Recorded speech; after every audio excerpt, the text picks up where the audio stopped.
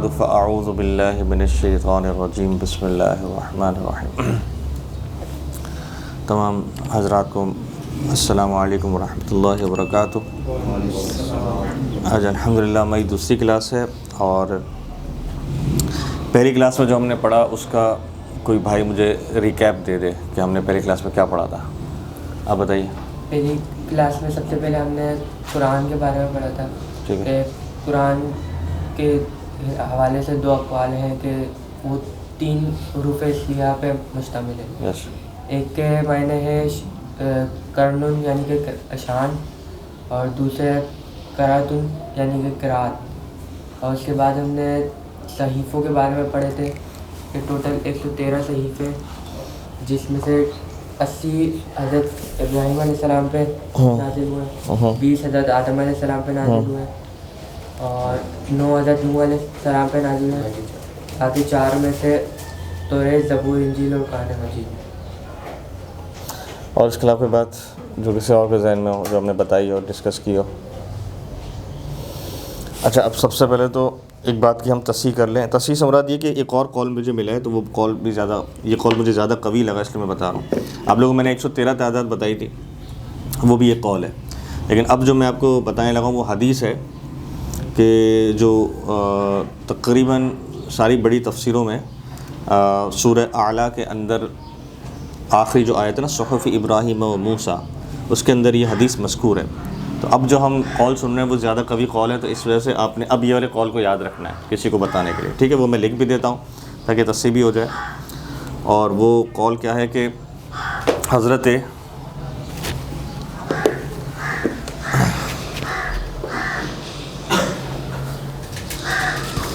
ابو ذر غفاری رضی اللہ تعالیٰ نے حضور صلی اللہ تعالیٰ علیہ وآلہ وسلم سے سوال کیا کہ کم انزل اللہ من الکتاب کم انزل اللہ من کتاب، اللہ تبارک و تعالیٰ نے کتنی کتابوں کو نازل فرمایا؟ تو حضور صلی اللہ تعالیٰ علیہ وآلہ وسلم نے ارشاد فرمایا 104 کتابوں کو اللہ تعالیٰ نے نازل فرمایا۔ اور پھر حضور صلی اللہ تعالیٰ علیہ وآلہ وسلم نے ارشاد فرمایا حضرت آدم علیہ السلام پر 10 صحیفے نازل ہوئے، اور حضرت شیس علیہ السلام پر 50 صحیفے نازل ہوئے، حضرت ادریس علیہ السلام پر 30 صحیفے نازل ہوئے، اور حضرت ابراہیم علیہ السلام پر بھی 10 صحیفے نازل ہوئے۔ اور 104 میں سے 100 تو یہ ہو گئے، اور باقی جو 4 بچے وہ چاروں کتابیں، توریت، زبور، انجیل اور قرآن مجید۔ یہ حدیث جو کہ زیادہ میں نے اس کا مطالعہ کیا تو مجھے لگا کہ یہ زیادہ قوی ہے، تو یہ میں نے آج آپ کو لکھوا دیا۔ تو اب جو آپ نے پچھلے مرتبہ پڑھا تھا آپ اس کو کیا کر لیں گے، یہ اس کو سپر سیڈ کر جائے گی، ٹھیک ہے یہ چیز۔ اچھا جناب، اب میں نے آپ کو لاسٹ کلاس میں بتایا تھا کہ توریت جو ہے وہ 5 جو ہے نا چیپٹرز پر مشتمل ہے، 5 جو ہے نا وہ جس وجہ پارٹ سے مل کر بنی ہے، یعنی سمجھیں ایک طریقے سے سمجھ لیجیے اس میں 5 منزلیں ہیں یا 5 پارے ہیں یا 5 صورتیں ہیں، یہ سمجھ لیجیے، ٹھیک ہے؟ اس کے 5 حصے ہیں ایکچولی۔ وہ 5 حصے کون کون سے ہیں؟ سب سے پہلا ہے جینیسس، دوسرا ہے ایکسوڈس،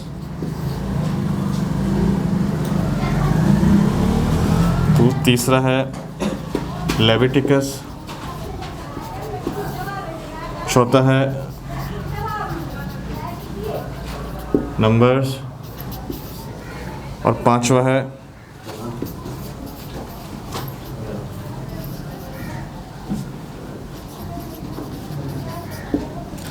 ڈیوٹرونومی۔ جینیسس کہتے ہیں بیسیکلی پیدائش کو،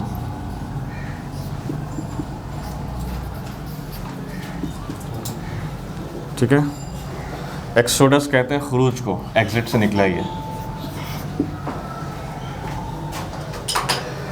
لیویٹیکس کہتے ہیں اخبار کو، نمبرز کہتے ہیں عادت کو، اور ڈیوٹرونومی بیسیکلی شریعت، احکام شریعت ہے یہ۔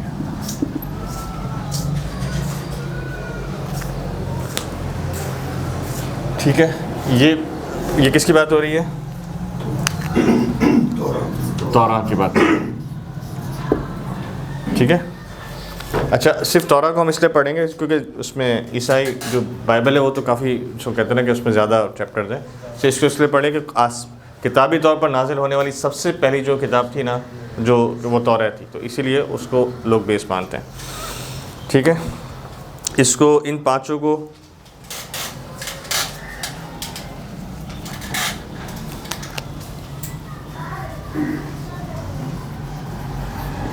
عہد عتیق اور اسفار خمسہ بھی کہا جاتا ہے. خمسہ عربی میں 5 کو کہتے ہیں خمسن, تو اس سے نکلا اسفار خمسہ. اور عہد عتیق کہتے ہیں اولڈ ٹیسٹیمنٹ کو, یعنی پرانے ایکچوئل. ٹھیک ہے, تو یہ جسٹ آپ کو ایک وہ دینے کے لیے تھی. اچھا اس میں صرف سمجھ لیجئے, میں لکھنے رہا ہوں لیکن سمجھنے کے لیے سمجھ لیجئے کہ بیسیکلی جینیسس جو ہے پیدائش کی جو بک ہے اس میں اللہ تعالیٰ نے زمین و آسمان کو کیسے بنایا, جس طرح قرآن میں ہے نا 6 دن کے اندر زمین و آسمان کو بنایا, حضور کی حدیث بھی ہے. اس طرح انسان کو نطفے سے پیدا کیا, زمین و آسمان پیدا کیے, پہاڑ پیدا کیے. تو بیسیکلی جو دنیا کی تخلیق کے بارے میں جو ان لوگ کہتے ہیں کہ جو ذکر ہے نا وہ جینیسس کے اندر ہے, تورات کے اندر, کہ دنیا کی تخلیق کیسے ہوئی اور کائنات اور سورج اور چاند, یہ ساری چیزیں. ایکسوڈس میں نے آپ کو شاید لاسٹ ٹائم بتایا تھا, ایکسوڈس خروج کو کہتے ہیں. اور بیسیکلی جو یہودی مذہب ہے, یہودی تورات کو مانتے ہیں نا, تو جو یہودی مذہب ہے وہ بیسیکلی بنتا ہی اس وقت ہے کہ جب حضرت موسیٰ علیہ السلام سمندر سے باہر نکلے اور فرعون غرق ہو اور سمندر سے باہر نکلے. وہیں سے ایکچولی جو یہودی مذہب ہے اس کی ابتدا ہے. تو اس سمندر سے باہر نکلنے کو, اس سمندر سے اخراج کو یا سمندر سے خروج کو یہ لوگ ایکسوڈس کا نام دیتے ہیں. اور یہ ان کے اپنے مذہب میں ایک بہت, جس کو کہتے ہیں نا کہ بڑی اہمیت کا حامل ہے, کیونکہ وہ اگر نہیں ہوتا تو وہ کہتے ہیں ہمارا مذہب آج وجود میں ہی نہیں ہوتا. ٹھیک ہے, تو اس ساری چیزوں کے بارے میں پڑھنا کہ کیسے نکلے, پہلے کیا حالات تھے ہمارے, اس کے بعد کیا حالات ہو گئے, وہ ساری چیزوں کے بارے میں پڑھنا یہ خروج ایکسوڈس چیپٹر میں ان کے پاس موجود ہے. اچھا لیویٹیکس جو ہے بیسیکلی اس میں جھوٹ نہیں بولو, غیبت نہیں کرو, کسی کا دل نہ دکھاؤ. ٹھیک ہے, اور اس کے علاوہ نیکی کرو, صدقہ کرو. جو اچھے اعمال ہے نا, اخبار لیویٹیکس میں لکھا ہوا ہے کہ بھائی جو پرانے صوفیہ تھے, ان کے اپنے جو ربیز تھے, وہ کس طرح زندگی گزارتے تھے, لوگوں کی خدمت کرتے تھے, واٹ ایور جو اچھی ساری باتیں ان کے جو تورات پہ بھی تھی, وہ یہ کہتے ہیں وہ اس چیپٹر کے اندر اللہ تعالیٰ نے کور فرمائی ہیں. ان کا ایک اسپیشل جو وہ ہے علم ہے, اس کو علم عدد کہتے ہیں. ہمارے مسلمانوں میں بھی استعمال ہوتا ہے علم عدد. تو علم عدد کے بارے میں ان کی اس چیپٹر کے اندر کافی باتیں لکھی ہوئی ہیں کہ علم عدد کو کیسے استعمال کرنا ہے. اور ہمیں بھی فی الحال اس کی ضرورت نہیں ہے, کیونکہ جو ہمارے آلریڈی معاشرے میں علماء کرام ہیں جو جانتے ہیں وہ اس پر ورک کرتے رہتے ہیں, تو ہمیں اس پہ زیادہ جس کو کہتے ہیں کہ توجہ دینے کی ضرورت نہیں ہے, نیڈ نہیں ہے ایکچولی. آخری جو ہے وہ ہے ڈیوٹونومی. وہ شریعت جس طرح ہماری بھی شریعت ہے, ان کی بھی ایک شریعت ہے کہ بھائی روزے میں یہ نہیں کرنا چاہیے, عبادت کس طرح کرنی ہے, اور کھڑا کس طرح ہونا ہے, بیٹھنا کس طرح ہے, اگر روزہ رکھا ہوا ہے تو کیا ہے, زکوٰۃ دینی نہیں دینی, واٹ ایور. وہ ساری چیزیں جو ہیں وہ ان کے آخری چیپٹر کے اندر تھی, ڈیوٹونومی, جس کو احکام شریعت بھی کہتے ہیں ان کے اس میں. ٹھیک ہے, تو یہ مین بیسیکلی تورات تھی کہ جس پر یہ کتاب جو ہے وہ ڈپینڈ کرتی تھی, یعنی بنی تھی ایکچولی. ٹھیک ہے. اچھا اب بالکل سیم اسی طریقے سے جب ہم قرآن مجید کو بھی دیکھیں گے تو قرآن مجید کو بھی پھر بزرگان دین نے بعد میں آ کر کچھ اس کے اندر ڈیوائڈ کیا, کچھ ٹاپکس کے اندر ڈیوائڈ کیا کہ بھئی اللہ تعالیٰ نے ان طریقوں سے قرآن مجید کے اندر اذکار فرمائے, ذکر فرمائے. وہ انشاءاللہ بھی ہم جو نا ڈسکس شروع کرتے ہیں. یہ سب کو سمجھ آ گیا, اس میں کوئی سوال تو نہیں ہے؟ ٹھیک ہے, یہ واپس میں ریپیٹ کر دوں کہ جو پچھلی مرتبہ میں نے فگر لکھایا تھا, یہ مجھے مطالعہ میں کر رہا تھا تو مجھے ایک اور حدیث ملی, یہ زیادہ اس سے قوی حدیث ہے, زیادہ پاورفل ہے, تو اس لیے پھر میں نے آپ کو اس سے وہ کر کے ریوائیو کر کے اب آپ کو میں اس کی طرف لے کر آیا ہوں. ٹھیک ہے, تو آپ نے اس پر اتفاق کرنا ہے. پرانی والی بات کو لکھ کے ضرور رکھنا ہے کیونکہ وہ بھی میں نے پڑھی ہے. ٹھیک ہے, لیکن اس پڑھنے کے بعد مجھے زیادہ اسٹرانگ یہ لگی تو میں نے آپ کو کہا کہ اب آپ اس پر اتفاق کریں گے. اچھا جناب, اب ہم آتے ہیں قرآن مجید کی طرف. قرآن مجید میں میں نے پچھلے کلاس میں کیا کیا باتیں بتائی تھیں؟ صورتوں کے بارے میں بتایا تھا, کتنی صورتیں ہیں, رکوع کتنا, یہ ساری باتیں بتائی تھیں. ٹھیک ہے, پھر جب قرآن نازل ہوا تو کیسے نازل ہوا, ترتیبیں بتائی تھی آپ کو. ایک نزولی ترتیب ہے, ایک قراءتی ترتیب ہے. ٹھیک ہے, ترتیب توقیفی کہتے ہیں. ہاں, کیسے لکھا تھا, بالکل صحیح ہے. یہ ساری باتیں جو نا آپ کو ماشاءاللہ یاد ہیں, بہت اچھی بات ہے. اب ہم آتے ہیں قرآن مجید پر. ہماری جو دوسری کلاس تھی اس میں شاید میں نے لکھا بھی تھا تعارف قرآن, نا, قرآن کے تعارف کے بارے میں. پہلی کلاس تو آسمانی کتابوں کے بارے میں ہو گئی, اب دوسری کلاس میں ہم قرآن کی تعارف کی طرف تھوڑا تھوڑا بڑھنا شروع ہو رہے ہیں.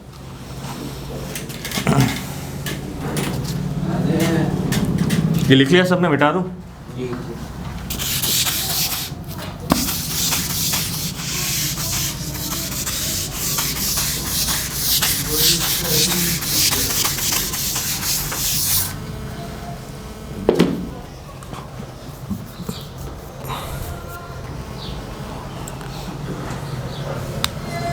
اب آتے ہیں قرآن مجید.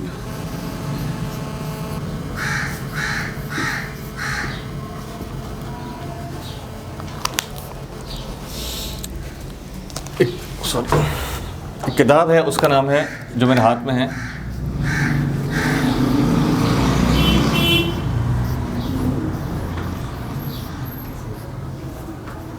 الفوز الکبیر. ٹھیک ہے, یہ شاہ ولی اللہ محدث دہلوی علیہ الرحمٰن نے لکھی ہے, اور ہم اس کو کہتے ہیں کہ اصول تفسیر میں ایک بہت ہی, جس کو کہتے ہیں کہ گہری کتاب مانتے ہیں. بہت چھوٹی کتاب ہے, لیکن انہوں نے چھوٹے سے کتاب کے اندر بہت ساری چیزوں کو کور فرمایا. ٹھیک ہے, اب یہ میرے ہاتھ میں جو کتاب ہے تو عربی کے اندر ہے. ٹھیک ہے, لیکن میں آپ کو اس کی جو سیدھا باتیں ہیں وہ اردو کے اندر انشاء اللہ لکھواؤں گا. ٹھیک ہے, اب جو شاہ ولی اللہ محدث دہلوی ہیں, انہوں نے قرآن مجید کو 5 حصوں میں تقسیم فرمایا. کتنے حصوں میں تقسیم فرمایا؟ 5 حصوں میں تقسیم فرمایا.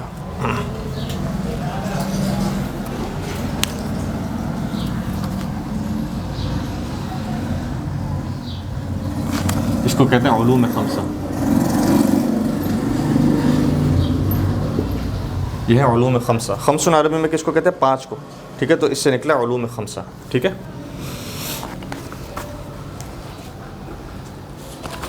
اس میں سب سے پہلا ہے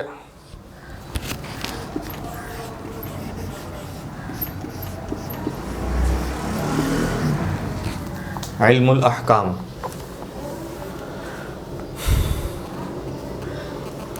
دوسرا ہے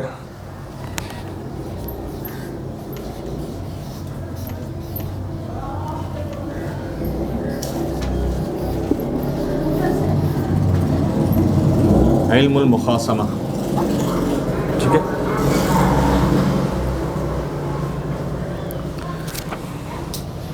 تیسرا ہے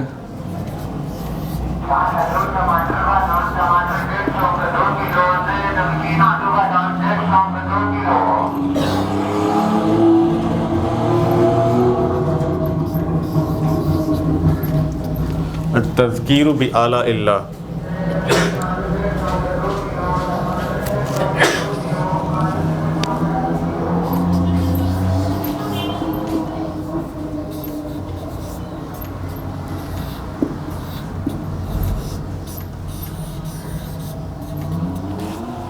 تیسرا ہے تذکیر بایام اللہ.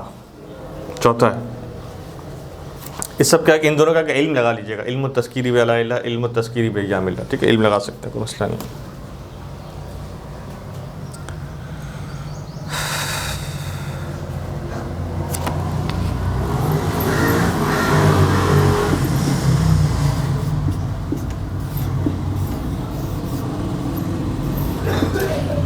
تذکیر بالموت. 5 حصوں کے اندر شاہ ولی اللہ محدث دہلوی نے قرآن مجید کو تقسیم فرمایا 5 علوم کے. علم الاحکام پہ بس میں آپ کو صرف جس کو کہتے ہیں نا کہ سیدھا باتیں, موٹی موٹی باتیں آپ کو کروں گا اس کے حوالے سے.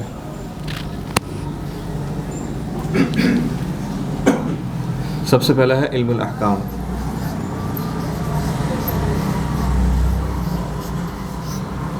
تو بیسیکلی علم الاحکام جو ہے یہ ہے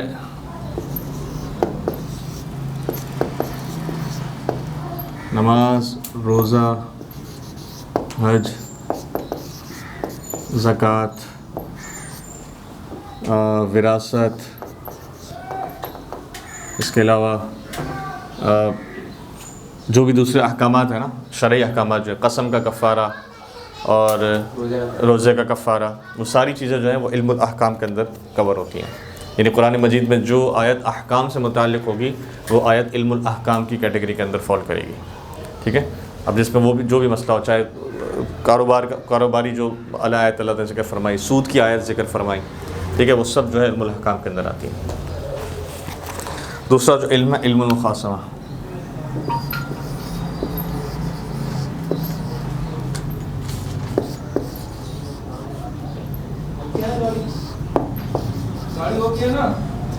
علم المخاصمہ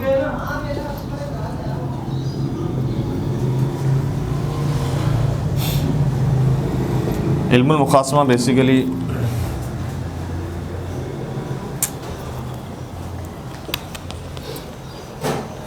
کے جو ہے نا بیسیکلی 4 وہ ہیں ٹاپکس علم مخاصمہ کے اندر. سب سے پہلا ہے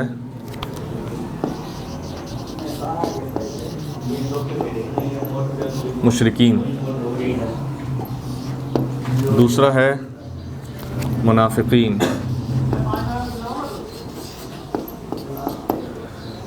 تیسرا ہے یہود، اور چوتھا ہے نصارہ.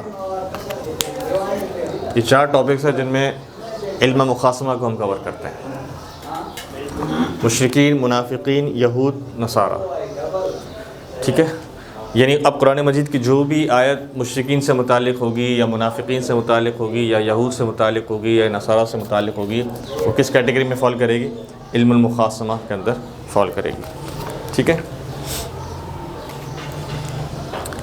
تیسرا ہے التذکیر بآلاء اللہ.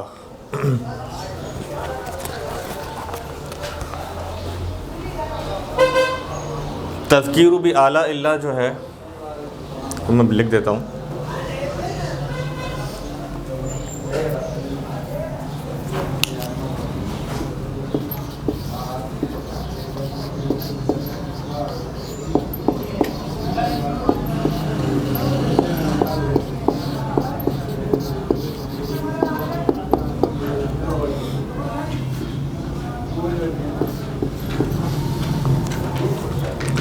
اس میں وہی ہے جو میں نے آپ کو تورا میں ایک جینیسس کے بارے میں بتایا. ٹھیک ہے، خلق زمین و آسمان کا بننا،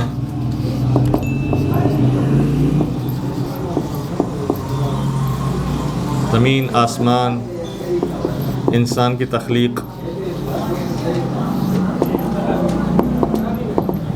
ٹھیک ہے، زمین آسمان، انسان کی تخلیق، جانور، سب کو روزی دینے والی ذات اللہ تعالیٰ کی ہے.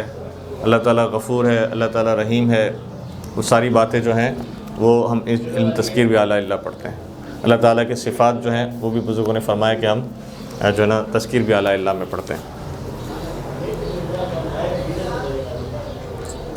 ساری اللہ تعالیٰ کی صفات جو ہیں وہ تذکیر بآلاء اللہ میں آتی ہیں.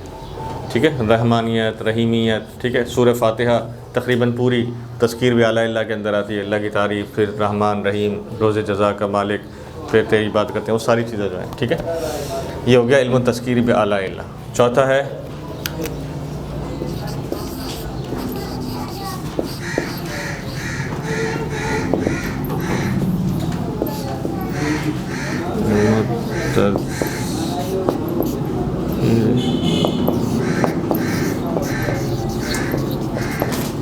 علم التذکیر بایام اللہ. یہ کیا ہے؟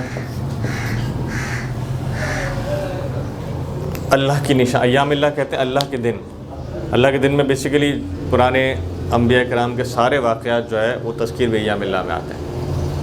حضرت نوح علیہ السلام کے ساتھ کیا ہوا، حضرت آدم علیہ السلام کے ساتھ کی تخلیق والا معاملہ کیا ہوا، حضرت موسیٰ علیہ السلام، حضرت یوسف علیہ السلام، پرانی قوموں کا ذکر، قوم عاد، قوم سمود، یہ جتنی بھی قومیں آئیں ان قوموں کا جو بھی ذکر ہے وہ علم تذکیر بایام اللہ میں آتا ہے.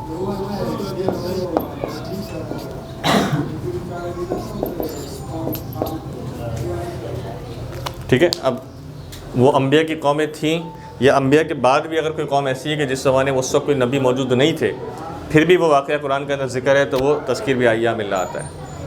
ٹھیک ہے، ایون کہ یاجوج ماجوج کا ذکر بھی وہ اس کے اندر آتا ہے. حضرت ذوالقرنین تھے، وہ بھی ان کا ذکر بھی اس کے اندر آ جاتا ہے. بہت ساری چیزیں ہیں جو اس کے اندر آ جاتی ہیں. ٹھیک ہے، اور پھر آخری ہے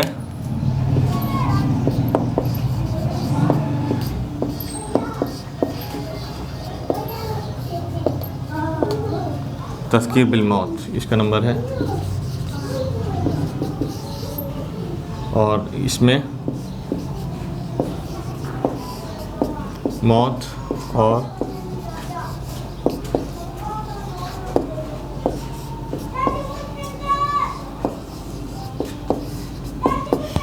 اس کے بعد کے سارے معاملات جو ہیں وہ علم التذکیر بالموت میں آتے ہیں، جس میں مرنا، مرنے کے بعد اٹھنا، قبر کے حالات، جنت، دوزخ کے جتنے بھی ذکر ہیں وہ سب علم التذکیر بالموت میں آتے ہیں. قرآن مجید سب سے آخری کتاب ہے.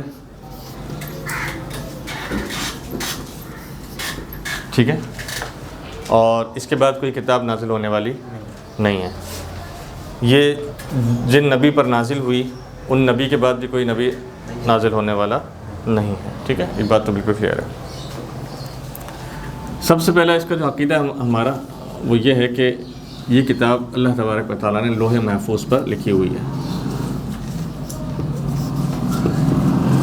ٹھیک ہے، ٹھیک ہے. اچھا، اب اس میں یہ جو قرآن مجید کے الفاظ ہیں نا، قرآن مجید کے الفاظ ہیں وہ باقی ہیں. باقی سے مراد یہ ہے کہ بزرگوں نے، اہل سنت کے بزرگوں نے قرآن مجید کو اللہ تبارک و تعالیٰ کی صفت مانا. کیا مانا؟ اللہ کی صفت. اب اللہ تبارک و تعالیٰ کی صفت ہونا، اس کا کیا معنی ہے؟ اس کا معنی یہ ہے کہ جس طرح اللہ تبارک و تعالیٰ باقی ہے، ہمیشہ سے ہے اور ہمیشہ ہمیشہ رہنے والا ہے، اسی طرح اللہ تبارک و تعالیٰ کی جتنی صفات ہیں نا، وہ صفات بھی ہمیشہ ہمیشہ سے ہیں اور ہمیشہ ہمیشہ رہنے والی ہیں. جس طرح اگر اللہ تعالیٰ باقی ہے، اس طرح اللہ تعالیٰ کی رحیمیت بھی ہمیشہ ہمیشہ سے ہمیشہ ہمیشہ رہے گی. اللہ تعالیٰ کی ستاریت بھی ہمیشہ ہمیشہ سے ہمیشہ ہمیشہ رہے گی. یعنی اللہ تعالیٰ بذات خود بھی باقی ہے، ہمیشہ ہمیشہ ازلی ہے اور ابدی ہے. اللہ تعالیٰ کی ساری صفات بھی ازلی اور ابدی ہیں. ٹھیک ہے.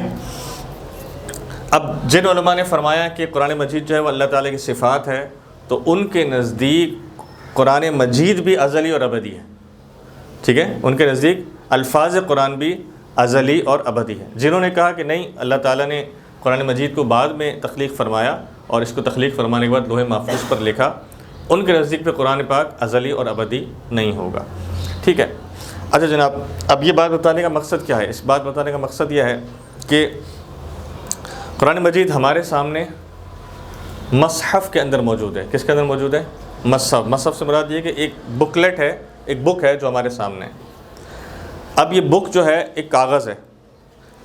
مثال کے طور پر یہ ایک کاغذ ہے نا، ٹھیک ہے، یہ ایک خالی کاغذ ہے. یہ کاغذ جو ہے بیسیکلی یہ فانی ہے، اس کو میں پھاڑ بھی سکتا ہوں، پھینک بھی سکتا ہوں. اسی طرح قرآن مجید جس کاغذ پر چھپا ہوا ہے وہ کاغذ فانی ہے. قرآن مجید جس انک سے چھپا ہوا ہے وہ انک فانی ہے. جس گتے پہ اس کا کور ہے وہ گتہ بھی فانی ہے. لیکن اس کے الفاظ جو ہیں وہ فانی نہیں ہیں، وہ ہمیشہ باقی رہنے والے ہیں. اگر میں اللہ نہ کرے استغفر اللہ پڑھتا ہوں، معاذ اللہ پڑھتا ہوں، لیکن اگر میں قرآن مجید کے صفحے کو پھاڑ بھی دوں تو صفحہ تو پھٹ جائے گا، کیونکہ صفحہ بیسیکلی ایک مخلوق ہے اور صفحہ فانی چیز ہے. لیکن اس کے الفاظ کو میں کبھی ختم نہیں کر سکتا، کیونکہ وہ لوح محفوظ پر لکھے ہیں. ٹھیک ہے. تو بیسیکلی کیا ہے کہ یہ جو ہمارے سامنے جو بکلیٹ موجود ہے وہ فانی ہے، لیکن اس کے اندر جو الفاظ لکھے ہوئے ہیں وہ الفاظ لکھے ہونے کی وجہ سے وہ الفاظ بیسیکلی لوح محفوظ کے ہیں جو اس کتاب پر لکھ دیے جاتے ہیں. اب بات یہ ہے کہ ہم اہل سنت جو ہیں اس سے ایک عقیدہ بناتے ہیں. وہ عقیدہ یہ بناتے ہیں کہ ہمارے نزدیک جس چیز کو بھی کسی برکت والی چیز سے نسبت ہو جائے، ہم اس نسبت والی چیز کو بڑا ادب کا مقام دیتے ہیں. جیسے مثال کے طور پر یہ ایک کتاب ہے میرے سامنے نا، یہ کاپی ہے. مثال کے طور پر اگر میں اس کا خالی صفحہ لوں، یہ 20 سے ایک صفحہ میں نکال لیتا ہوں. ٹھیک ہے، یہ 20 سے ایک صفحہ میں نے لیا اور اس کو میں نے پھاڑ لیا. ٹھیک ہے. جب میں نے اس صفحے کو پھاڑ لیا، اب اس صفحے کو پھاڑنے کے بعد یہ صفحہ خالی ہے آپ کے سامنے. ٹھیک ہے، اس میں کوئی لکھا ہوا ہے؟ نہیں لکھا ہوا. اب جب اس میں کچھ لکھا ہوا نہیں ہے نا، تو میں نے اس صفحے کو لیا، میں نے اس صفحے کو فولڈ کیا، میں نے اس صفحے کو پھینک دیا، مجھے کوئی فرق نہیں پڑا اس سے. ٹھیک ہے. آپ بھی دن میں بہت سارے کاغذ اس طرح پھینکتے ہوں گے. آفیسز میں جائیں، وہاں پر ٹریش کین میں جو ہے کاغذ پھٹے ہوئے ہی ہوتے ہیں، خاص طور پہ اکاؤنٹس ڈپارٹمنٹ تو کاغذ پھٹتے ہی رہتے ہیں. ٹھیک ہے، اس میں کوئی حرج نہیں ہے. سر کاغذ اٹھائیے گا. شکریہ. ٹھیک ہے، یہ اب آپ کو بات سمجھ آ گئی کہ یہ کاغذ ہے نارمل. لیکن اب اگر میں اسی کاغذ پر، اب آپ سوچیے گا، ذرا سنیے گا اس بات کو. اب اگر میں اسی کاغذ پر قرآن مجید کی ایک آیت لکھ لوں، تو کیا اب میں اس کو اس طرح ٹون کر کے پھینک سکتا ہوں؟ نہیں پھینک سکتا ہوں. بھائی کاغذ تو وہی ہے نا، کاغذ تو وہی ہے، تو آپ اس کو پھینک کیوں نہیں رہے؟ فرق صرف یہ ہوا کہ وہ جو قرآن مجید ہم نے لکھا اپنے ہاتھ سے، وہ جو انک ہے وہ بھی فانی ہے، وہ جو کاغذ ہے وہ بھی فانی ہے. یہ جو کاغذ ہے فانی، اس کی انک ہوگی بھی فانی ہوگی. لیکن وہ جو الفاظ ہیں نا، وہ اللہ تبارک و تعالیٰ کی طرف سے عطا کیے گئے الفاظ ہیں. ان الفاظ کے اس کاغذ پر ہونے کی وجہ سے یہ کاغذ جو ہے یہ ادب والا کاغذ ہو جاتا ہے. ٹھیک ہے. بس اب آگے اب یہ بات سمجھیے کہ آپ نے بھی قبر میں جانا ہے، میں نے بھی قبر میں جانا ہے. لیکن کچھ اللہ کے نیک بندے ایسے ہوتے ہیں کہ جب وہ قبر کے اندر چلے بھی جاتے ہیں اس کے باوجود بھی اللہ تبارک و تعالیٰ ان کی قبر کو بابرکت قبر بنا دیتا ہے. کیونکہ اس کا نہیں کہا میں اس خالی کاغذ پر میتھس کا کوئی فارمولہ لکھوں، میتھس کا کوئی فارمولہ لکھنے کے بعد اس کو ٹرن کر کے پھینکوں تو آپ مجھے کچھ کہیں گے؟ نہیں کہیں گے. میں فزکس کا کوئی فارمولہ لکھوں اور اس کاغذ کو پھاڑ کے پھینکوں، آپ کچھ کہیں گے مجھے؟ نہیں کہیں گے نا. تو یہ سمجھیں یہ قبر ہے میری اور آپ کی. اس قبر کے اندر ہم جاتے ہیں میتھس کے فارمولے کی صورت میں یا فزکس کے فارمولے کی صورت میں، تو ہماری قبر عام قبروں کی طرح ہوتی ہے. ہو سکتا ہے اگلے 100 سال بعد ہماری قبر کا کوئی وجود نہ ہو. اسی طرح جس طرح ہمارے آباء و اجداد کی، مجھے نہیں پتہ میرے 3 پشتوں پہلے جو دادا آئے تھے ان کی قبر کیا تھی، مجھے نہیں پتہ. اور ہو سکتا ہے میرے قبر میرے آنے والے 100-150 سال کے بعد کسی کو نہیں پتہ ہوگی کہ میری قبر کہاں ہے، کیونکہ ہم وہ میتھس اور فزکس کے فارمولے جن کی کوئی ویلیو نہیں ہے دنیا کے اندر، کم از کم آخرت کے اندر بھی. ہاں لیکن جب میں نے اس قرآن پاک، اس میں جب قرآن پاک کی آیت لکھ لی تو اب میں اس کو پھینک سکتا ہوں؟ نہیں پھینک سکتا، کیونکہ ابھی ادب والا ہو گیا. اسی طرح کچھ قبریں ایسی ہوتی ہیں جن میں جب اللہ کے نیک بندے چلے جاتے ہیں تو وہ قبریں بھی بابرکت ہو جاتی ہیں. ہماری اور آپ کی قبر بابرکت نہیں ہوتی نا، کیونکہ ہم بیسیکلی وہ ایمان نہیں ہے ہمارے پاس جو ایمان ہونا چاہیے. لیکن وہ چونکہ اللہ کے نیک بندے ہیں تو وہ جب ان قبروں میں جاتے ہیں تو ان کی قبریں بھی پھر برکت والی ہو جاتی. یہ ایک چھوٹا سا فارمولہ آپ کو سمجھانے کے لیے بتایا تھا. تو بتانے کا مقصد یہ تھا کہ قرآن مجید جو ہے وہ اللہ تبارک و تعالیٰ کی صفت ہے اہل سنت کے نزدیک. اور صفت کا معنی یہ ہے کہ جب وہ صفت ہے تو جس طرح اللہ تعالیٰ ازلی اور ابدی ہے تو اسی طرح قرآن مجید بھی ازلی اور ابدی ہی رہے گا. اچھا جناب، اب ایک اور بات یاد رکھیے کہ اللہ تبارک و تعالیٰ نے چونکہ اس قرآن مجید کو نازل فرمایا، جب اس قرآن مجید کو نازل فرمایا تو اس کی حفاظت کا ذمہ بھی اپنے ہی اوپر رکھا دنیا کے اندر بھی. دیکھیں توریت، زبور اور انجیل کے بارے میں بزرگان دین فرماتے ہیں کہ دنیا کے اندر ان کا جو اس وقت موجود ہے وہ تحریف شدہ ہے. ہمیں نہیں معلوم کہ وہ اصلی اپنی فارم کے اندر ہیں بھی کہ نہیں، لیکن یقیناً جس طرح قرآن مجید لوح محفوظ کے اندر لکھا تھا اس طرح توریت، زبور اور انجیل بھی لوح محفوظ کے اندر لکھی ہوئی تھی. تو جو لوح محفوظ کے اندر توریت، زبور، انجیل لکھی ہوئی ہے اس کی حفاظت اللہ تعالیٰ نے وہاں پر فرمائی ہے. یہاں پر ذمہ داری امتوں کو دی گئی تھی. لیکن قرآن مجید ایک واحد کتاب ہے کہ وہاں پر تو اس کی حفاظت ہے ہی ہے، لیکن دنیا میں نازل ہونے کے بعد بھی اس کی حفاظت کی ذمہ داری اللہ تعالیٰ نے اپنے ذمہ کرم پر رکھی. جب اپنے ذمہ کرم پر رکھی تو اس وجہ سے اب اس کے اندر ہمارے نزدیک تحریف کا امکان ہی موجود نہیں ہے. جو تحریف کرنے کی کوشش کرے گا وہ خود اس کا نقصان اٹھائے گا، خود اس میں جو نا کیا کہتے ہیں آگ میں جلے گا. لیکن ہمارا عقیدہ یہی ہے کہ کوئی اس کتاب کے اندر لفظی تحریف نہیں کر سکتا. اس کو کہتے ہیں لفظی تحریف. ایک ہوتی لفظی تحریف اور ایک ہوتی مانوی تحریف. ٹھیک ہے، ہم we are talking right now about the the words of Quran Majeed, the alphabets of Quran Majeed. ٹھیک ہے، جیسے الف لام میم ذالک الکتاب لا ریب فیہ، یہ قرآن مجید کی ایک آیت ہے. تو میں بات کر رہا ہوں الف کی، لام کی، میم کی، ذالکہ کے ذال کی، لام کی، کاف کی، الکتاب کے کاف کی، تا کی، الف کی، با کی. میں ان الفابیٹس کی بات کر رہا ہوں کہ یہ الفابیٹس جو ہیں یہ اللہ تبارک و تعالیٰ کے حفاظت میں ہیں، اللہ تعالیٰ کے ذمہ کرم پر ہیں. لیکن اس کا جو ترجمہ بنے گا وہ ترجمہ انسان اپنی نالج کے مطابق اور اپنے علم کے مطابق بنائے گا. ایک ترجمہ تو وہ ہوگا جو بالکل واضح ہے. اب میں آپ کو ایک بات بتاتا ہوں. مثال کے طور پر قرآن مجید کا عربی کے اندر کوئی ترجمہ موجود ہے؟ نہیں ہے. بھائی عربی کا ترجمہ عربی میں کیسے ہوگا؟ آپ بات سمجھ رہے ہیں میری؟ کیا قرآن مجید کا عربی کے اندر ہی کوئی ترجمہ موجود ہے؟ نہیں ہے، کیونکہ قرآن مجید اٹ سیلف عربی ہے. تو اس کا مطلب جو خود عربی شخص ہے وہ عربی کو ڈائریکٹ سمجھے گا اپنے اندر، اس کو ترجمہ کرنے کی ضرورت نہیں ہے. ترجمے کی مجھے اور آپ کو ضرورت ہے، کیونکہ ہم عربی اہل عرب نہیں ہیں، ہم اہل زبان نہیں ہیں. جب ہم اہل زبان نہیں ہیں تو ہمیں ترجمے کی ضرورت ہے. لیکن جو خود عربی ہو اس کو کیا قرآن مجید کے ترجمے کی ضرورت ہے؟ نہیں ہے. ترجمے کی ضرورت نہیں، اس کو سمجھنے کی ضرورت ہے. وہ سمجھنے کے لیے اپنے بزرگان دین کے پاس، اپنے علماء کرام کے پاس جائے گا، لیکن اس کو ترجمے کی ضرورت نہیں کیونکہ وہ ہے عربی. ہمیں ترجمے کی ضرورت ہے. اب مسئلہ یہ ہے کہ جب قرآن مجید کا ہم ترجمہ کرتے ہیں، قرآن مجید کے الفاظ عربی کے اندر اللہ تعالیٰ نے اتنی ڈیپتھ رکھی ہے کہ ایک ایک ورڈ کے، ایک ایک سینٹینس کے 10 یا 12 یا بعض اوقات 20 سے زیادہ معنی ہو سکتے ہیں ایک ہی الفابیٹ کے، ایک ہی اس کو کہتے ہیں کہ سینٹینس کے، ایک ہی ورڈ کے. لیٹ سپوز اگر میں یہ کہوں کہ الصلاۃ، ایک لفظ ہے صلاۃ، تو صلاۃ کا معنی کیا ہے؟ نماز. صلاۃ کا ایک اور معنی کیا ہے؟ صلاۃ کا معنی ہے دعا کرنا، مثال ہے. ٹھیک ہے، صلاۃ کا ایک اور معنی ہے کہ زمین پر بیٹھ جانا، ٹھیک ہے، صلاۃ کا ایک معنی کیا ہے؟ زمین پر بیٹھ جانا اور ہلنا، جس کو کہتے ہیں زمین پر بیٹھ کر ہل کر آگے چلنا، ٹھیک ہے، بہت سارے معنی ہیں صلاۃ کے۔ اب جیسے مثال کے طور پر ایک لفظ ہے عین، عین یا نون، عین، عین عربی میں کس کو کہتے ہیں؟ عین عربی میں آنکھ کو کہتے ہیں۔ آپ نے آنکھوں کے ہاسپٹل کا اکثر نام دیکھا ہوا العین کے نام سے، عین ہاسپٹل، اور چشمے والے بھی اپنا دکانوں کا نام اکثر العین رکھ رہے ہوتے ہیں۔ تو عین عربی میں کس کو کہتے ہیں؟ آنکھ کو کہتے ہیں۔ عین عربی میں چشمے کو بھی کہتے ہیں، ٹھیک ہے، اور بھی بہت ساری چیزوں کو عین کہتے ہیں۔ تو قرآن مجید کے اندر جو گہرائی ہے وہ اتنی ہے کہ وہ میں اور آپ سمجھ بھی نہیں سکتے۔ تو ہوا کیا کہ جب یہ قرآن مجید عجم کے اندر آیا، جب عرب کے اندر تھا تو عرب اس کو اپنے حساب سے سمجھ لیتے تھے، لیکن جب یہ عرب کے سے ہٹ کر قرآن مجید عجم میں آیا، ہم عجم ہیں، ٹھیک ہے، وہ اہل عرب ہیں، ہم اہل عجم ہیں، جب ہم عجم کے اندر قرآن مجید آیا تو ہمیں اس کے ترجمے کی ضرورت پڑی، اور جب اس کے ترجمے ہونا شروع ہوئے تو پھر اس کے ترجموں کے اندر بہت ساری چیزیں ایسی پتہ لگی کہ جو ترجمہ کرنا اس آیت کا کسی بھی طریقے سے مناسب نہیں تھا۔ اس کی مثال جو نا پھر آگے چل کر اعلیٰ حضرت نے سیٹ فرمائی کہ جب اعلیٰ حضرت نے اپنا ترجمہ لکھا تو اس میں ہر اس جگہ کو پوائنٹ آؤٹ کیا کہ یہ جگہ پر یہ ترجمہ کسی اور نے کیا ہے، لیکن یہاں پر حقیقت میں یہ ترجمہ ہونا چاہیے تھا۔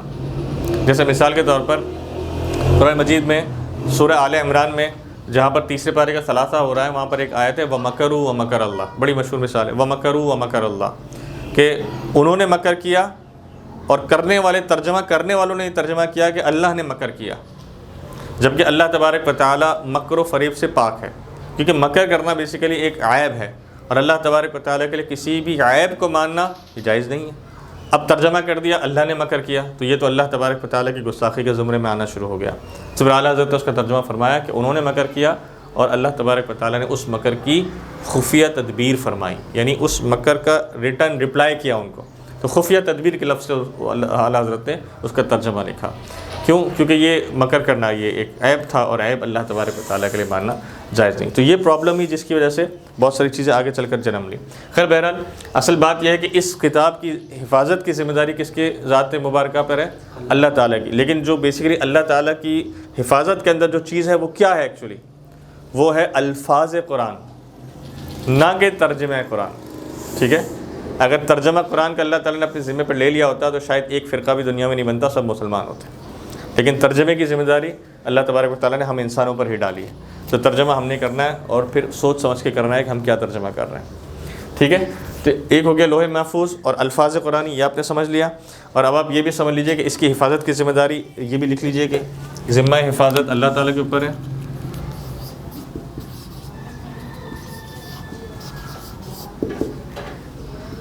اور تیسرا الفاظ قرآن اللہ کی صفت، ٹھیک ہے۔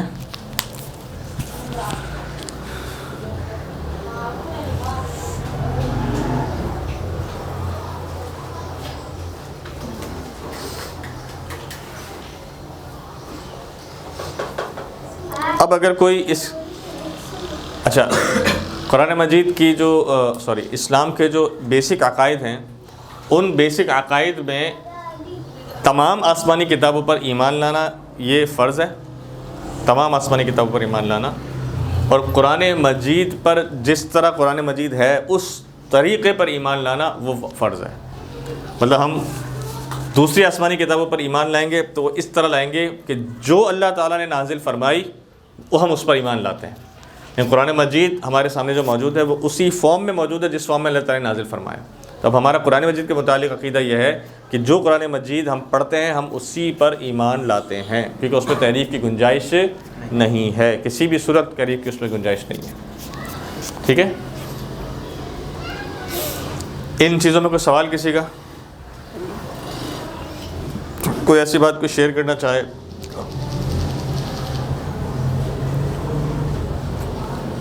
نہیں، سب کلیئر ہے؟ ٹھیک ہے، اب ہم کچھ باتوں کو سمجھتے ہیں کہ قرآن مجید میں ہم نے جو سب سے پہلا علم پڑھا وہ کیا پڑھا ہم نے؟ علم الاحکام۔ اب ایک بات یاد رکھیے گا کہ جب بھی کوئی مذہب کریٹ ہوتا ہے، مطلب مذہب کریٹ سے مراد ہے کہ جب اللہ تعالیٰ کسی مذہب کو دنیا میں نازل فرماتا ہے تو اہل سنت کا ایک اور عقیدہ یاد رکھ لیجئے کہ حضرت آدم علیہ السلام سے لے کر آج تک جو اللہ تعالیٰ نے مذہب نازل فرمایا وہ ایک ہی مذہب تھا، اور وہ کون سا مذہب تھا؟ مذہب اسلام. ٹھیک ہے، حضرت آدم علیہ السلام سے لے کر آج تک اگر اللہ نے کوئی مذہب نازل فرمایا تو وہ کون سا مذہب ہے؟ مذہب اسلام ہے. اور اس کے لیے اللہ تعالیٰ نے تیسرے پارے میں ایک آیت نازل فرمائی ہے، اور وہ آیت ہے ان الدین عند اللہ الاسلام، کہ دین اللہ کے نزدیک صرف اور صرف اسلام ہے. یہ بہت واضح بات ہے. میں پچھلے پیر کو بحرین یونیورسٹی میں کلاس ہوتی ہے میری، تو بحرین یونیورسٹی میں پڑھا رہا تھا، تو یہی قرآن کا ٹاپک پڑھا رہا تھا. تو بچی نے سوال کیا کہ اگر کوئی حضرت عیسیٰ علیہ السلام کو اللہ کا رسول ہی مانے اور بائبل پر صحیح طریقے سے عمل کرے جیسا کرنا چاہیے، اور جس طرح بائبل کے احکامات ہیں اسی احکامات پر وہ عمل کرے جو صحیح احکامات ہیں اللہ تعالیٰ کی طرف سے نازل کردہ، تو کیا آج کے دور میں ہم اس کو مسلمان کہیں گے یا نہیں کہیں گے؟ اسی طرح کوئی یہودی، اگر وہ یہودی نہیں ہے مطلب سمجھیے کہ وہ مسلمان ہے، عیسائی والا مسلمان ہے، وہ حضرت عیسیٰ والا مسلمان ہے. جس طرح حضرت عیسیٰ پر بہت سارے لوگ جو ایمان لائے تھے، صحیح ایمان لائے تھے نا، اور اسی صحیح ایمان والا عقیدہ کوئی رکھنے والا کوئی عیسائی آج آ جائے تو کیا ہم اسے مسلمان کہیں گے یا نہیں کہیں گے؟ ایک سوال ہے. چونکہ میں نے آپ کو پہلے یہ بات بتائی کہ اسلام تو صرف ایک ہی ہے، اور دین تو ایک ہی ہے، وہ ہے اسلام. اور جب ایک ہی دین ہے اسلام، تو اس کا مطلب یہ ہوا کہ جو حضرت عیسیٰ علیہ السلام پر صحیح معنوں میں عقیدہ رکھے، صحیح معنوں میں اسلام لائے، صحیح معنوں پہ ان کے احکامات پر عمل کرے، تو وہ بھی مسلمان ہی کہلانا چاہیے. اس کو ہم مسلمان کیوں نہیں کہیں گے یا کہیں گے؟ تو میں نے جواب میں کیا کہا کہ ایک بات یاد رکھیں کہ دین سے اللہ کے نزدیک اسلام ہے. ہم اس شخص کو مسلمان نہیں کہیں گے. کیوں نہیں کہیں گے؟ کیونکہ قرآن مجید، چلو ٹھیک ہے، ہم قرآن مجید سے زیادہ امپورٹنٹ کیا ہے؟ رسول لا الہ الا اللہ کے بعد دوسرا جملہ کیا ہے؟ وہ ہے محمد رسول اللہ. حضور علیہ الصلوۃ والسلام کے دنیا میں تشریف لے آنے کے بعد اب کسی دوسرے نبی پر ایمان رکھنا اور حضور مطلب اس طرح رکھنا کہ حضور کو نہ ماننا، یعنی کوئی آج کے دور کا اگر عیسائی اور صحیح عیسائیت پر یعنی صحیح دین عیسیٰ پر عمل کر بھی رہا ہے، لیکن اگر وہ حضور کو نہیں ماننا تو ٹیکنیکلی وہ حضور کا انکار کر رہا ہے. اور جب وہ حضور کا انکار کر رہا ہے تو پھر وہ مسلمان کسی صورت نہیں ہے. حضور کے ناز دنیا میں تشریف لے آنے کے بعد اب کسی بھی طریقے سے ہم حضور علیہ الصلوۃ والسلام کی ذات مبارکہ کو اسلام کے معاملے میں اگنور نہیں کر سکتے. یعنی ہم یہ کہیں کہ کوئی پکا جس کو کہتے ہیں کہ عیسائیت پر عمل کرنے والا ہو، صحیح مسلمان ہو، اور وہ حضور کو نہ مانتا ہو، تو جھگڑا اصل اس دور میں یہی بات کرتا تھا. جب حضور کے زمانے میں قرآن مجید نازل ہو رہا تھا تو قرآن مجید میں بار بار یا اہل الکتاب یا اہل الکتاب یا اہل الکتاب کہا گیا. تو اہل کتاب اس وقت دو قسم کے تھے. ایک تو اہل کتاب وہ تھے جو حضرت عزیر کو یا حضرت عیسیٰ کو اللہ کا بیٹا قرار دیتے تھے، تو وہ تو مشرک ہو گئے. لیکن ایک اہل کتاب وہ تھے جو واقعی میں صحیح دین عیسیٰ پر اور صحیح دین موسیٰ علیہ السلام پر عمل کرتے تھے. یہودیت یعنی پراپر یہودیت پر عمل کرتے تھے، پراپر عیسائیت پر عمل کرتے تھے اس زمانے کے اندر. لیکن اس کے باوجود بھی ان کو یہی فرمایا گیا کہ تم حضور صلی اللہ تعالیٰ علیہ وآلہ وسلم پر ایمان کیوں نہیں لا رہے؟ یہ آخری رسول ہے، یہ آخری کتاب ہے، ان پر کیوں ایمان نہیں لا رہے؟ تو پھر وہ انکار کرتے تھے، انہوں نے انکار کیا اور ان کو دار اسلام سے خارج کیا گیا. تو بیسیکلی ہوا کیا کہ قرآن مجید پر ایمان لانا یہ فرض واجب ہے، جیسا کہ بھائی نے بات کی کہ قرآن مجید کو نہ ماننے کی وجہ سے بھی وہ دار اسلام سے خارج ہے شخص، اور حضور کی ذات پر ایمان نہ لانے کی وجہ سے بھی وہ دار اسلام سے خارج ہے. تو ان الدین عند اللہ الاسلام، دین صرف اور صرف اللہ تبارک و تعالیٰ کے نزدیک ایک ہی ہے اور وہ اسلام ہے. اب ہوا کیا کہ جب حضرت آدم علیہ السلام سے لے کر آج تک دین تو ایک اسلام ہی ہے، تو دوسرے مذہب یا دوسرے دین پیدا کیسے ہوئے؟ یہ ہوا یہ کہ اسی اسلام کے اندر شیطان نے تو پہلے ہی کہا ہے نا کہ میں جو نا لوگوں کو بہکاؤں گا. تو شیطان آتا گیا اور شیطان نے آنے کے بعد لوگوں کو بہکانا شروع کیا، بہکاتا چلا گیا یہاں تک کہ دوسرے مذاہب نے دنیا کے اندر جنم لینا شروع کیا. ٹھیک ہے، سب سے پہلے جو مذہب یعنی اسلام سے ہٹ کر جو دوسرا مذہب پیدا ہوا وہ بت پرستی ہی تھا. اور ایک بات یاد رکھیے گا، بائی نیچر سائنس بھی یہ کہتی ہے اور جتنے فلاسفر سب یہ کہتے ہیں کہ بائی نیچر کسی خدا کو ماننا یہ اللہ تعالیٰ نے انسان کے اندر رکھا ہے.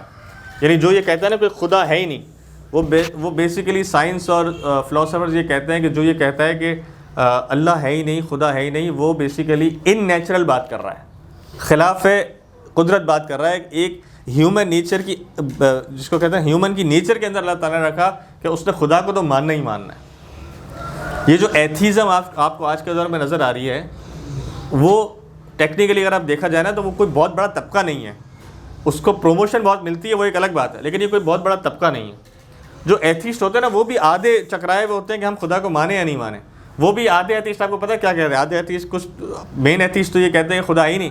آدھے ایتھیسٹ یہ کہتے ہیں نہیں خدا ہے، بیسیکلی جو نیچر ہے نا، نیچر ہی ایکچولی گاڈ ہے.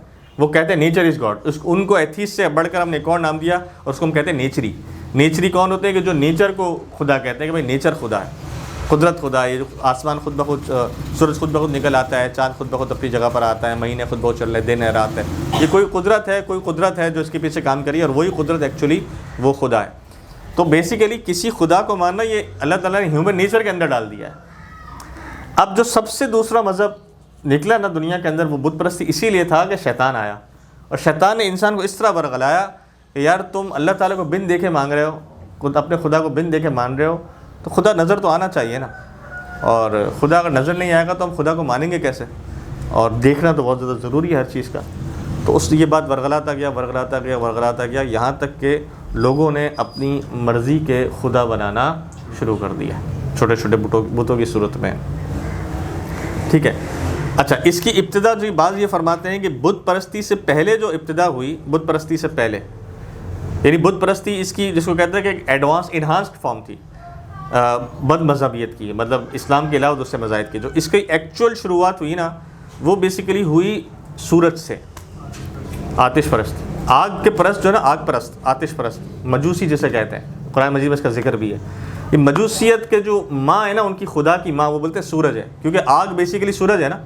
تو وہ کہتے ہیں سورج ایکچولی اصل جو ہمارا خدا ہے، اصل جو ہمارا گاڈ ہے وہ سورج ہے.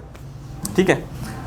کیوں ہوا ہے؟ اب شیطان نے ان کو یہ ورغلایا کہ یار ایک سپریم، جیسے اللہ تعالیٰ کا تصور سپریم بینگ کی صورت میں ہے نا ہمارے لیے، کہ اللہ تعالیٰ وحدہ لا شریک ہے، وہ پوری کائنات کو چلانے والا ہے. تو شیطان آیا، شیطان نے ورغلایا کہ یار یہ کون سی ایسی ذات ہو سکتی ہے کہ جو بہت بڑی ہو، جو بہت بڑی کام کرتی ہو، بہت بڑی ہو، اور آپ اس تک پہنچ نہ سکتے ہو، اس کی بہت شان ہو، چمکدار ہو وہ. تو اس نے آہستہ آہستہ سورج کی طرف کی، یار کیا یہ سیارہ ہے، کیا زبردست چیز ہے، یہ چھپ جاتا ہے تو ہم سب اندھیرے میں چلے جاتے ہیں، یہ نکل آتا ہے تو دن نکل آتا ہے، کتنی زبردست چیز ہے. لوگوں کے ذہنوں میں ورغلاتا گیا، اور ایک وقت آیا کہ لوگوں نے اس کی عبادت کرنا شروع کر دی، اس کو خدا کہنا شروع کر دیا. اس طرح خدا کہنا شروع کیا کہ شروع میں بیسیکلی یہ سورج کو جو نا کوئی ہولی کریچر تصور کرنا شروع ہو گئے. پہلے انہوں نے اس کو خدا نہیں کہا، لیکن پہلے انہوں نے اس کی کیا کرنا شروع کی کہ یار یہ بہت کوئی اعلیٰ اور عرفہ چیز ہے، ہماری قدرت سے باہر چیز ہے، اعلیٰ اور عرفہ چیز ہے. تو اس کی انہوں نے جس کو کہتے ہیں نا کہ ایک طریقے سے تعظیم کرنا شروع کر دی. وہ تعظیم جو نہیں کرنی چاہیے تھی، ایسی تعظیم کرنا شروع کی، اور تعظیم کرتے ایک وقت آیا کہ وہ اس کی عبادت کے اندر مبتلا ہو گئے. اسی طرح جب یہ مجوسیت شروع ہوئی، آگ کے پجاری شروع ہوئے، تو پھر انہوں نے آگ کو زمین پر جلا کر بھی اس کے گرد وہ راؤنڈ گھومتے اور راؤنڈ گھوم کے جو ہے نا اس کی عبادت کرنا شروع کرتے ہیں. ٹھیک ہے. آپ نے دیکھا ہوگا پرانی جس کو ویڈیوز کے اندر، یا کوئی شاید بچپن میں کوئی کارٹون ایسا دیکھا ہوگا کہ آگ بیچ میں جل رہی ہوتی تھی اور وہ ڈانس کر رہے ہوتے تھے. ریڈ انڈینز جسے کہتے تھے، ریڈ انڈینز اس کے درمیان ڈانس کرتے تھے. تو وہ بیسیکلی اس کی عبادت کرتے ہوئے یا اس کو کوئی ہولی کریچر تصور کرتے ہوئے ایسا کرتے تھے. اور پھر ہوا کیا کہ پھر انہوں نے جب یہ مجوسی سے تھوڑا آگے بڑھے تو پھر انہوں نے سورج کو بھی خدا ماننا شروع کیا. پھر وہ درختوں پر آ گئے، پھر وہ پہاڑوں پر آ گئے. ہر چیز جو انہیں لگتی اچھی، دل کو بہلتی، وہ اس کو خدا ماننا شروع کر دیتے. پھر انہوں نے کہا کہ نہیں یار انسان بھی تو خدا ہو سکتا ہے. تو جب انہوں نے شیطان نے ان کو یہ ورغلایا انسان خدا ہو سکتا ہے، تو یہ سوچتے پھر انہوں نے انسانوں کی مورتیاں بنانا شروع کی. انسانوں کی جب مورتیاں بنانا شروع کی تو پھر ان کی عبادت شروع کی. جب ان کی عبادت شروع کی تو ایک مورتی سے دوسری مورتی بنی، دوسری سے تیسری مورتی بنی.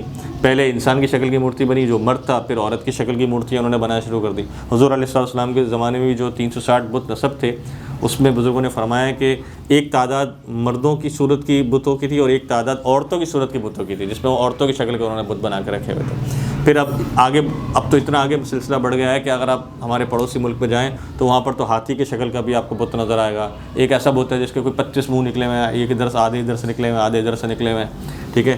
اور پھر یہ تو انہوں نے جانوروں کو پہلے بت بنائے.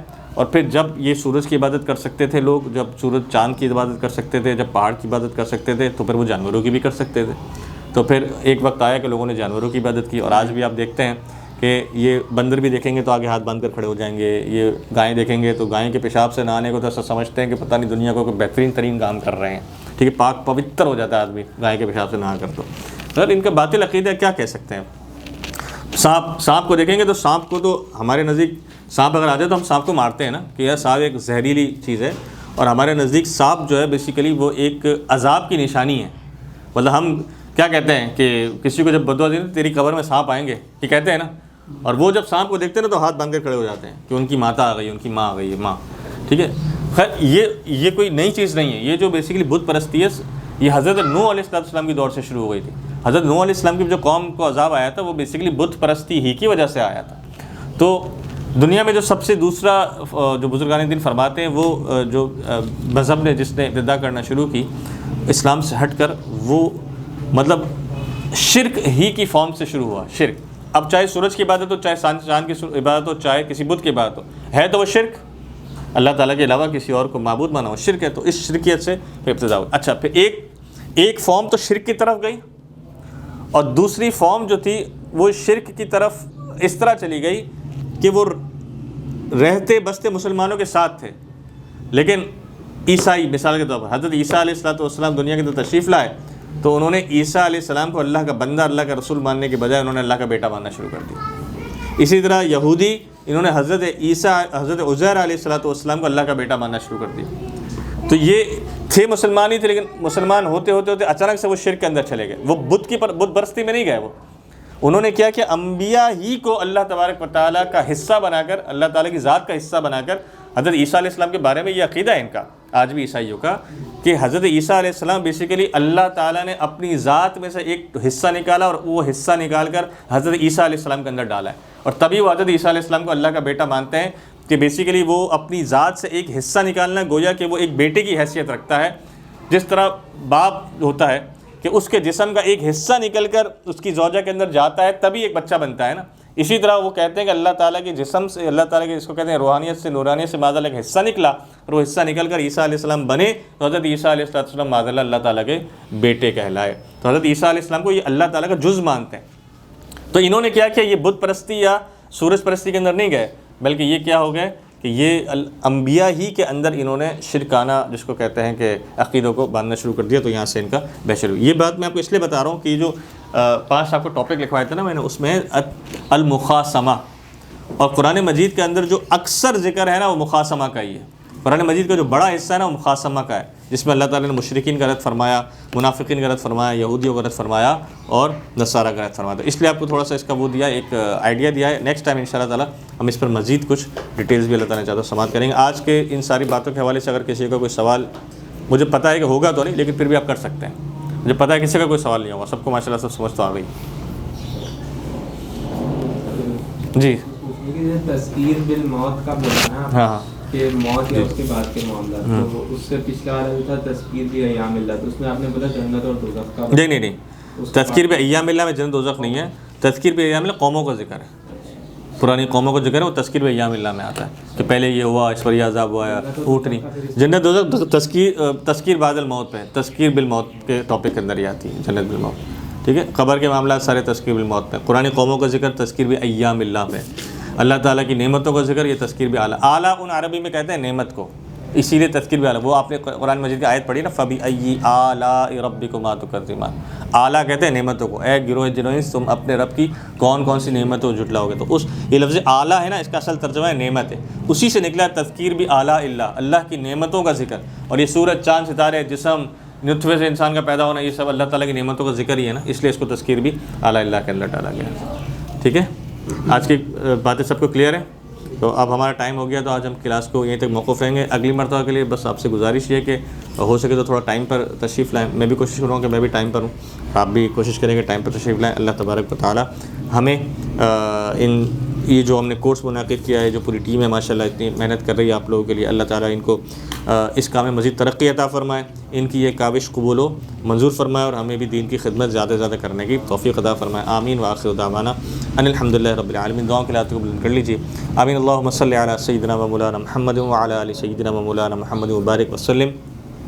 ربنا آتنا فی الدنیا حسنۃ وفی الآخرۃ حسنۃ وقنا عذاب النار. رب اجعلنی مقیم الصلاۃ من ذریتی. ربنا وتقبل دعاء. ربنا اغفر لي ولوالدي وللمؤمنين يوم يقوم الحساب. وصلی اللہ تعالی علی رسول خیر خلقہ محمد وعلی آلہ واصحابہ اجمعین برحمتک یا ارحم الراحمین۔ استاد اسلام کے دو اشعار پڑھیں گے۔